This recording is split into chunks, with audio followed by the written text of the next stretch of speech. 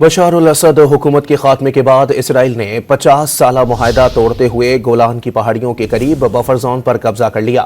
صہیونی فوج نے مختلف مقامات پر بمباری کی، جبکہ امریکہ نے بھی داعش کے ٹھکانوں کو نشانہ بنایا۔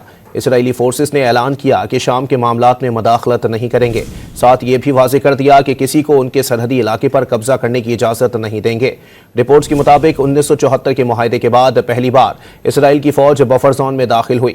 اسرائیلی میڈیا کے مطابق اسرائیلی فضائیہ نے شام میں درہ اور دمشق کے قریب اسلحے کے ذخائر کو نشانہ بنایا۔